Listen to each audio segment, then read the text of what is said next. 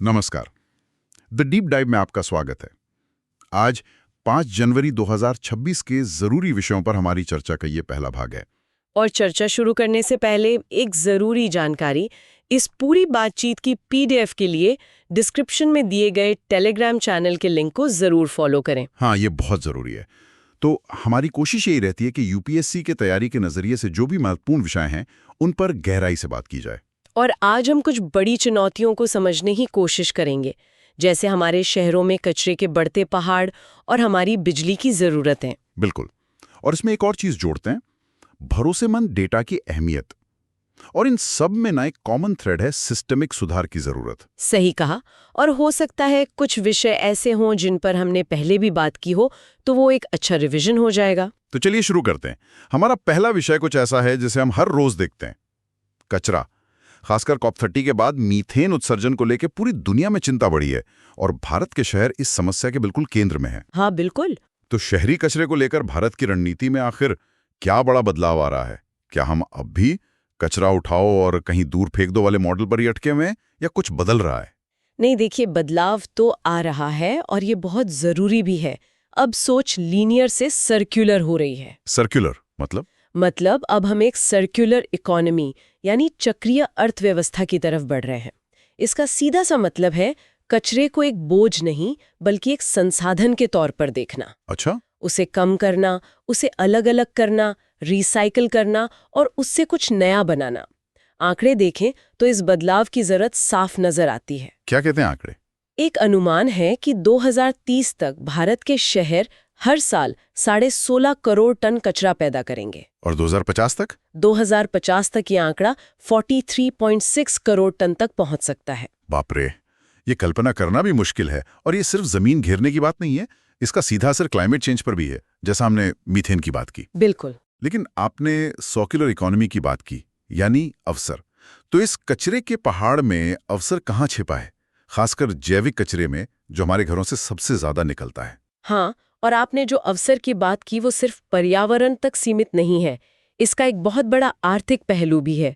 जैविक कचरा मतलब हमारा गीला कचरा, वो सबसे बड़ा अवसर है। अच्छा, कैसे? इसे संभालने के 2 कामयाब मॉडल उभर कर सामने आ रहे हैं। पहला है बड़े पैमाने पर कंपोस्टिंग, जैसे वाराणसी में। हाँ, वाराणसी का उदाहरण मैंने भी पढ़ा है। हाँ, तो वहाँ मार्केट डेवलपमेंट असिस्टेंस स्कीम के तहत मंदिरों और सब्जी मंडियों से निकले कचरे से फर्मेंटेड ऑर्गेनिक मैन्योर मतलब जैविक खाद बनाई जा रही है और किसानों को बेची जा रही है। अच्छा, तो ये एक तरह से वेस्ट को वेल्थ में बदलने का क्लासिक उदाहरण हुआ।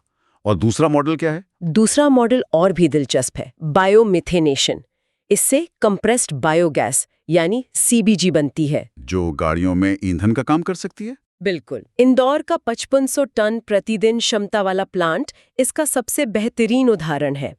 ये प्लांट शहर के गीले कचरे से इतनी CBG बनाता है कि शहर की लगभग 400 बसें उसी से चलती हैं। कमाल है, मतलब शहर अपने ही कचरे से अपनी पब्लिक ट्रांसपोर्ट को चला रहे हैं। हाँ, सोचिए जरा। लेकिन एक सवाल उठता है, आपने 2 अलग अलग उदाहरण दिए, वाराणसी में कंपोस्टिंग और इंदौर में CBG प्लांट।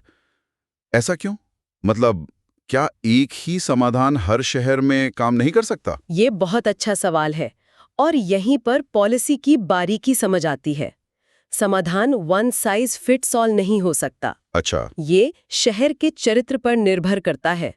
वाराणसी एक धार्मिक केंद्र है जहां मंदिरों से भारी मात्रा में फूल और मंडियों से सब्जियों का कचरा निकलता है, तो वहां कंपोस्टिंग एक कारगर समाधान है। और इंदौर? इंदौर एक बड़ा आबादी वाला औद्योगिक शहर है।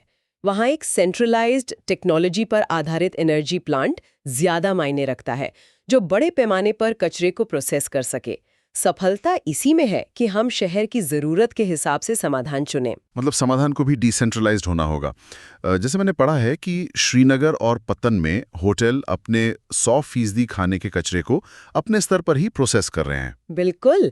और इस पूरी प्रक्रिया का एक और बड़ा फायदा है, रोजगार। अच्छा, वो कैसे? सफाई मित्र सुरक्षा कार्यक्रम के तहत हजारों स्वयं सहायता समूहों, खासकर महिलाओं को कंपोस्टिंग यूनिट्स और मटेरियल रिकवरी सुविधाओं के संचालन से जोड़ा गया है। इसमें स्वच्छ भारत मिशन शहरी 2.0 एक इंजन की तरह काम कर रहा है।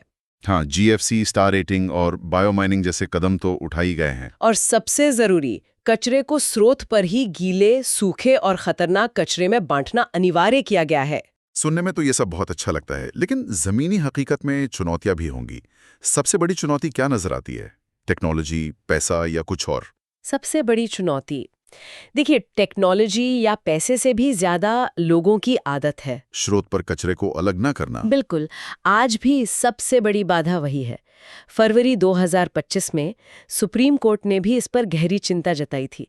एनसीआर के शहर जैसे गुड़गांव में 20% से भी कम सेग्रीगेशन हो रहा है। बस 20%? हाँ, इसके अलावा मल्टी लेयर्ड प्लास्टिक जैसे चिप्स के पैकेट, इनकी रिसाइकलिंग के लिए कोई अच्छा बाजार नहीं है। और कंस्ट्रक्शन और डिमोलिशन कचरे की अवैध डंपिंग तो एक अलग ही सिरदर्द है। और नगर पालिकाओं के पास भी शायद फंड और स्किल्ड लोगों की कमी होगी। बिल्कुल, ये भी एक बड़ी समस्या है। तो कचरे को ऊर्जा में बदलने की बात से हम अपने अगले विषय पर आते हैं। ऊर्जा क्षेत्र में भी एक बड़ा सिस्टमिक बदलाव देखने को मिल रहा है। हाँ, बिल्कुल। ऐसा लगता है कि बहस अब सिर्फ और ज्यादा सोलर पैनल या विंडमिल लगाने से आगे बढ़ गई है। अब चर्चा इस पर हो रही है कि जो बिजली हम बना रहे हैं, क्या हमारा सिस्टम उसे संभालने के लिए तैयार है? आपने बिल्कुल सही नब्ज पकड़ी है। आज की सबसे बड़ी हकीकत यही है। भारत की सौर और पवन ऊर्जा की स्थापित क्षमता 180 गीगावाट को पार कर चुकी है, और ये बिजली कोयले से भी सस्ती है। फिर समस्या कहाँ है? समस्या ये है कि ज्यादातर ऊर्जा का उत्पादन पश्चिमी और दक्षिणी राज्यों में हो रहा है, जैसे राजस्थान, गुजरात, तमिलनाडु, जबकि मांग पूरे देश में है। तो नतीजा ग्रिड में ट्रैफिक जाम हो जाता है। इसे ग्रिड कंजेशन कहते हैं। इसकी वजह से हरित ऊर्जा को अक्सर कर्टेल करना पड़ता है। 1 मिनट, कर्टेल करना पड़ता मतलब बिजली बन सकती है, लेकिन हम उसे ग्रिड में भेज ही नहीं पाते, इसलिए उसे बनने से रोक देते हैं। बिल्कुल, यही होता है। ये तो संसाधनों की सीधी सीधी बर्बादी हुई। और इस समस्या की जड़ में कौन है? इसकी जड़ में है हमारी बिजली वितरण कंपनियां, यानी डिस्कॉम्स। उनकी खराब वित्तीय हालत एक पुरानी और जटिल समस्या है। उनका एटीएनसी लॉस अभी भी 16% के आसपास है। एटीएमसी लॉस, ये टर्म हम अक्सर सुनते हैं। इसे जरा आसान भाषा में समझाएंगी? जरूर। एटीएनसी का मतलब है aggregate technical and commercial loss. Technical loss वो बिजली है जो पुराने तारों की वजह से ट्रांसमिशन में बर्बाद हो जाती है। और कमर्शियल? और कमर्शियल लॉस वो है जो बिजली चोरी या बिलिंग में गड़बड़ी की वजह से होता है। मतलब हर 100 यूनिट बिजली में से 16 यूनिट का पैसा डिस्कॉम्स तक कभी पहुंचता ही नहीं। ये तो बहुत बड़ा घाटा है, और इसका असर उनके काम करने के तरीके पर भी पड़ता होगा। सीधा असर पड़ता है। उनका पूरा बिजनेस मॉडल ही बिजली बेचने पर आधारित है। जितना ज्यादा बेचेंगे उतना कमाएंगे। तो फिर कहर बिजली की बचत या रूफटॉप सोलर तो उनके लिए नुकसान हुआ? बिल्कुल, उन्हें अपने राजस्व के नुकसान जैसा लगता है। और जब बड़े औद्योगिक ग्राहक उनसे बिजली लेना बंद कर देते हैं तो उनका पूरा रेवेन्यू मॉडल हिल जाता है। तो एक दुष्चक्र जैसा लगता है। यहां से निकलने का रास्ता क्या है? समाधान के लिए कई स्तरों पर एक साथ काम करना होगा। पहला, डिस्कॉम्स के लिए इंसेंटिव को बदलना होगा। उन्हें सिर्फ बिजली बेचने के लिए नहीं, बल्कि ग्रिड को विश्वसनीय बनाने के लिए पैसे मिलने चाहिए। दूसरा, टाइम ऑफ डे टैरिफ को स्मार्ट मीटर से जोड़ना होगा। मतलब जब बिजली सस्ती हो, जैसे दोपहर में, तो आपके उपकरण अपने आप चलें। और तीसरा, शायद सबसे बड़ा सुधार, पूरे देश में मार्केट बेस्ड इकोनॉमिक डिस्पैच यानी MBED लागू करना। MBD ये क्या है? इसे ऐसे समझिए जैसे पूरे देश में बिजली का एक ऑनलाइन मार्केट प्लेस हो। इस पर ग्रिड हमेशा सबसे सस्ते सप्लायर से बिजली खरीदेगा, चाहे वो किसी भी राज्य में क्यों ना हो। अच्छा, इससे तो सबसे सस्ती मतलब नवीकरणीय ऊर्जा का इस्तेमाल पहले होगा? बिल्कुल। और अंत में डिस्कॉम्स की भूमिका को बदलना होगा। वो सिर्फ बिजली के मध्यस्थ न रहें, बल्कि एक एक्टिव सिस्टम ऑप्टिमाइजर बने। तो ऊर्जा क्षेत्र में सुधार के लिए हमें बेहतर योजनाओं की जरूरत है, और अच्छी योजनाएं हमेशा अच्छे डेटा पर आधारित होती हैं। ये हमें हमारे अगले विषय पर लाता है, जो मेंस के लिए काफी महत्वपूर्ण हो सकता है। हाँ, know your survey, a user guide to ASUSE। ये नाम सुनने में थोड़ा जटिल है, पर यह पहल है किस बारे में? ये सांख्यिकी मंत्रालय की एक बहुत ही सराहनीय पहल है। देखिए, NSO कई बड़े बड़े सर्वे करता है, ASUSE उनमें से एक है। ये सर्वे बहुत जटिल होते हैं। तो ये गाइड उसे आसान बनाती है? हाँ, यह गाइड इसी जटिल प्रक्रिया को सरल भाषा में समझाती है। लेकिन एक सर्वे के लिए यूजर गाइड की क्या खास जरूरत पड़ गई? इसका महत्व क्या है? इसका महत्व बहुत गहरा है। पहला, यह आधिकारिक आंकड़ों में जनता के विश्वास को मजबूत करता है। दूसरा, यह नीति निर्माण को बेहतर बनाता है। और तीसरा, यह डेटा डेमोक्रेसी को बढ़ावा देता है। यह डेटा को सिर्फ कुछ विशेषज्ञों तक सीमित न रखकर आम लोगों और शोधकर्ताओं के लिए सुलभ बनाता है। यूपीएससी के लिहाज से देखें तो ये जीएस पेपर 2, 3 और 4 तीनों से सीधे जुड़ता है। बिल्कुल सही। अब चलिए प्रीलिम्स के लिए कुछ जरूरी तथ्यों पर एक नजर डालते हैं। पहला नाम है सावित्रीबाई फुले का, जिनकी जयंती पर उन्हें श्रद्धांजलि दी गई। सावित्रीबाई फुले को आधुनिक भारत की पहली महिला शिक्षिका के रूप में जाना जाता है। 1848 में उन्होंने पुणे में भारत का पहला लड़कियों का स्कूल स्थापित किया। ये उस दौर में एक क्रांतिकारी कदम था। उन्होंने सामाजिक सुधारों पर भी काम किया था, है ना? हाँ, उन्होंने बाल विवाह और जातिगत भेदभाव जैसी कुरीतियों के खिलाफ भी आवाज उठाई। वे सत्य शोधक समाज का भी एक महत्वपूर्ण हिस्सा थीं। चलिए अगला है PRAGATI प्रगति प्लेटफॉर्म। हाल ही में इसकी 50वीं बैठक हुई। ये प्लेटफॉर्म है क्या और काम कैसे करता है? प्रगति का पूरा नाम है proactive governance and timely implementation. इसे 2015 में लॉन्च किया गया था। ये एक टेक्नोलॉजी पर आधारित प्लेटफॉर्म है जो पीएमओ, केंद्र सरकार के सचिवों और राज्यों के मुख्य सचिवों को एक साथ लाता है। और इसका मकसद है बड़े प्रोजेक्ट्स की रियल टाइम निगरानी करना और समस्याओं को तुरंत उच्चतम स्तर पर हल करना। अब विज्ञान और पर्यावरण से जुड़ी एक खबर, सिटेशन मोरबिलियो वायरस वैज्ञानिकों में इसे पहली बार आर्कटिक के पानी में खोजा है। हाँ, और वो भी ड्रोन से वेल की सांस के सैंपल लेकर। ये वायरस वेल और डॉल्फिन जैसे समुद्री स्तनधारियों को प्रभावित करता है। ये इंसानों में होने वाले खसरे जैसा ही है। तो इसका आर्कटिक में मिलना एक चेतावनी क्यों है? ये इसलिए चिंता की बात है क्योंकि आर्कटिक के जानवरों में, जैसे बेलुगा वेल, इस वायरस के खिलाफ कोई इम्यूनिटी नहीं होगी। इसका वहां पहुंचना ये भी दिखाता है कि क्लाइमेट चेंज की वजह से समुद्र गर्म हो रहा है और वेल अपने रास्ते बदलकर नए इलाकों में जा रही हैं। ये तो वाकई गंभीर बात है। चलिए अब स्वास्थ्य क्षेत्र से एक अच्छी खबर। WHO के फार्माकोविजिलेंस डेटाबेस में योगदान के मामले में भारत 123वें स्थान से सीधे 8वें स्थान पर आ गया है। हाँ, और ये फार्माकोविजिलेंस एक वैश्विक प्रणाली है जो दवाओं और टीकों के साइड इफेक्ट्स की निगरानी करती है। भारत की ये प्रगति वैश्विक दवा सुरक्षा में उसकी बढ़ती भूमिका को दर्शाती है। और आखिरी तथ्य इलेक्ट्रॉनिक्स से जुड़ा है।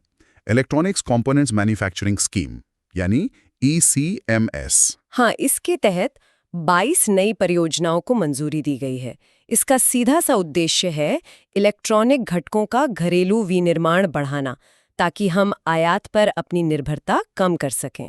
यह PLI और इंडिया सेमीकंडक्टर मिशन जैसी योजनाओं के साथ मिलकर काम करती है। बिल्कुल। और आज के मैपिंग सेक्शन में हम लाल सागर, द रेड सी की बात करेंगे। हाँ, जो हाल में सऊदी अरब के नए नियमों की वजह से चर्चा में है। लाल सागर अफ्रीका और अरब प्रायद्वीप के बीच स्थित एक लंबा और संकरा समुद्र है। और ये भूमध्य सागर और अरब सागर को जोड़ता है ना? बिल्कुल। स्वीज नहर के जरिए भूमध्य सागर को और बाब अल मंदेब जलडमरू मध्य के जरिए अरब सागर को।